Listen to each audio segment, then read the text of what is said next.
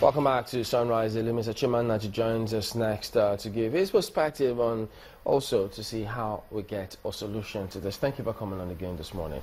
Thank you very much. But then, one thing seems to be a common theme. We've spoken to quite a number of people in the region, and when you ask them what the solution is, how should the government approach this, who should the government talk to, they seem to leave out local governments, they seem to leave out even the state government authorities there, and they say, look, government should talk to the people. So it does look as though there's a gap somewhere. Where do you think we dropped the ball? You see, this Niger Delta issue, from my own perspective, is Niger Delta today. But there are many other pockets of Niger Delta in many areas of this country. So the government must appreciate that it's deeper than what probably presents itself. And that is why it has become a recurrent issue. And many other people, they say that as the mama goat chews the leaves, the little ones are watching. And they go the same way. Why it has been difficult to solve this problem are many reasons for that. Some of which also can be really attributable to the people in government over the years, not even just the present administration. In the pure classical political philosophy, government used to be seen as a representation of the ideals of the people. Sincerity to champion the cause of the led. So that when you have surrendered your collective will, you go to bed.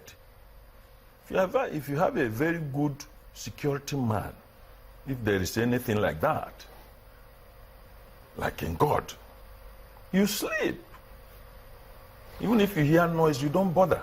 But where the people that you have surrendered your will to have become part of the problem, then the entire system is collapsed. But then if you look back, pardon me to jump in, because when you look at that principle of philosophy wherein government is supposed to be a representative of the will of the people, yes, isn't that supposed to be in an ideal situation? Because, okay, look at our political structure. In the private world, I mean, they require those in some companies 2-1, first class, top notch to come and run organizations. But look at the qualifications to get into political office. In many cases, SSC. Your illustration shows that it's not in an ideal world. And in any case, what is ideal world? Ideal world does not necessarily mean a world that does not exist. Not utopian. It's not necessarily utopian. You understand? Yet, even utopian, contraptions are supposed to guide, or you say motivational thing, to make you move towards perfection.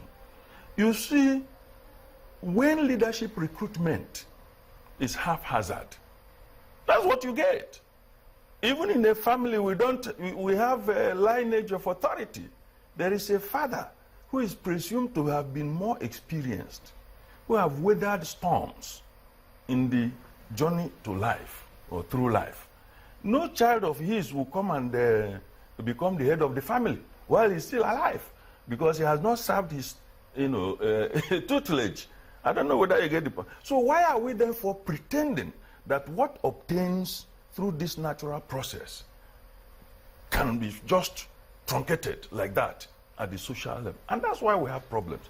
The problem of Niger Delta, since that is what we are looking at here, is such that it requires government not coming, forming a commission of 33 poor people, 100 people, 5 people, 6 people, quietly mandated to study this issue and come up with proposals. No noise.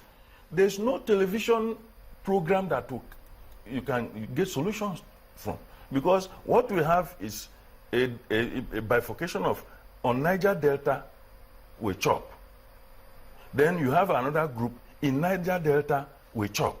There is you can get that. I can explain that. On Niger Delta, we chop is pure business. You see Niger Delta as a bazaar. And you know what happens in the bazaar? The classical bazaar, I don't know whether it happens today, these days. The classical bazaar was then that they had a very big basin of rice. And children are allowed to come and have a go at it. Some will come with plate from home. Yeah? Some will come with their hands. But at the end of the day, the rice in the big basin must go. And it is not to be found in any dustbin. Some people will have it. Some will have more. Some will have less. Some will fight and will have nothing because they are fighting over the one the other one cannot. So that is what is happening in Niger Delta. Then in Niger Delta, we chop are the ones waiting for the right things to be done because that is their land. That is where they belong.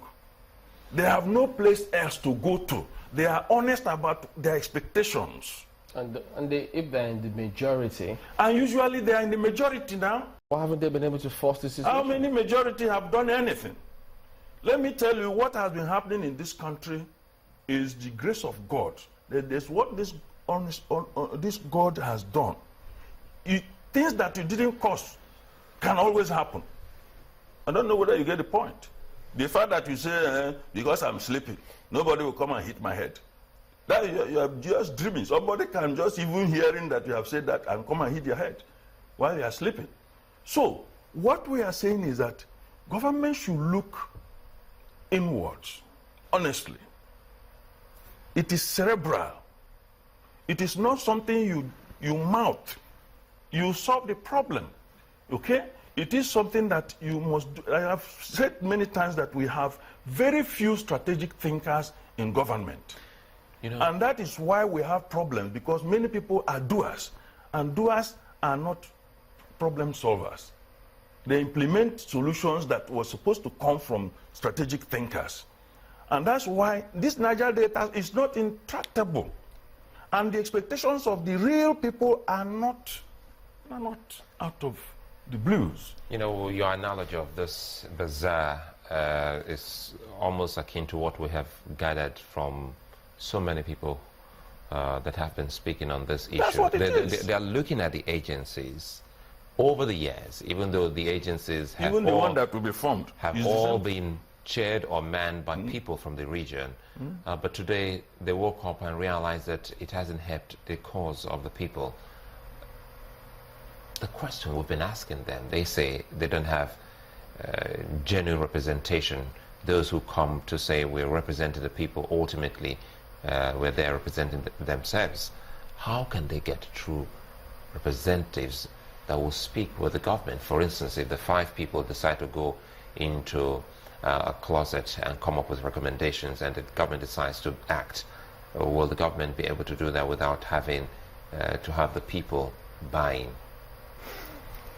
Let us take this federal government as the doctor with a patient on the operating table who have consented, he has consented to be operated upon, or somebody else has signed that they undertake. The reason why the patient is there is because of the faith that the doctor has the professionalism, the competence, the knowledge. Okay? And having taken the Hippocratic vow, it is expected that he has the passion to do that job without hurting the patient, the much the circumstance permits. With that faith in him, the onus one is to deliver. Doesn't have to now, if the patient says it's paining him, pain is a process to pleasure. But when pain leads to no pleasure, that is where query money comes in. Because a woman who is in the labor room knows that that is going to be her first child, and they say it's a son. And in Africa, she knows what, even if they say cut her belly into 4, she knows that she can go through the pain if she is sure she will come out alive. It's a pain that leads to pleasure. And at the end of the day, when the baby comes, you see her smiling. That was somebody who was. So there must be pain, but that pain must be capable of leading to pleasure. So the government must take the right even if it is a painful decision. What do I mean? First, identify Nigerians. It doesn't have to be people from Niger Delta. And you don't need to go to NTA or channels or any station to announce it. And you don't have to make it a business that you vote 1 billion naira for them to do a study. Study what?